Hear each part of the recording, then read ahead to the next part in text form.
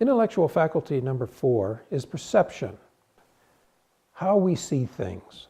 I divide perception into 2 categories, how I see myself and how I see other things. Remember my Cadillac story? When I started my research, I was broke. My perception of me was as a Ford owner. I kept looking at and studying Cadillacs. I eventually began to see myself as a Cadillac owner and driver. When I saw that, it became a reality. What kind of a car do you see yourself driving? Define the house you see yourself owning. Now you have just set the upper limits for your success in those 2 areas. If that makes you uncomfortable, change how you see yourself, and you will change the upper limits of your success. I chose car and house for illustration. You choose the areas where you define success and picture yourself as though you have already achieved success in those areas. The change usually is not quick. Let's take this example of the switch I have in my head. Right now it is set to forward and locked down with a screw. First I have to wake up the little guy in my head. Give him an instruction to throw the switch over to Cadillac.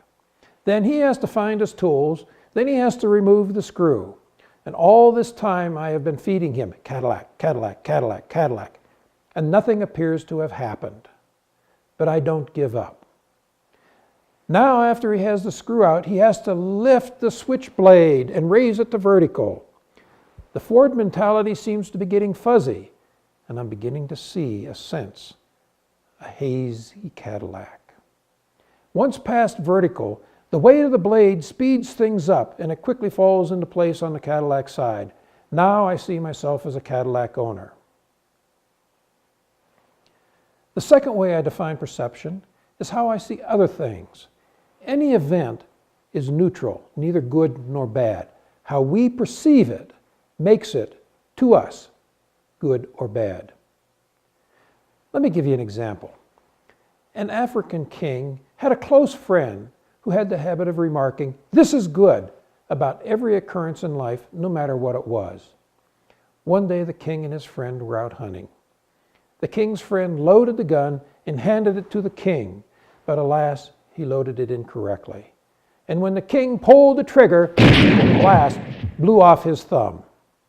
"This is good," explained the friend. Horrified and bleeding, the king was furious. "How can you say this is good? This is obviously horrible." The king put his friend in jail. About a year later, the king went hunting by himself. Cannibals captured him and took him to their village. They tied him to a stake, stacked some wood around, and as they were about to set the fire, they noticed the king's missing thumb. Being superstitious, they never ate anyone who was less than whole. They untied the king and sent him on his way. Full of remorse, the king rushed to the prison to release his friend. "You were right, it was good," the king said. The king told his friend how the missing thumb had saved his life and added, "I feel so sad that I locked you in jail. That was a terrible thing to do." "No, this was good," responded his friend. "Oh, how could that be good, my friend? I did a terrible thing to you, and now I owe you my life." "This is good," said his friend, "because if I hadn't been in jail, I would have been hunting with you, and they would have eaten me."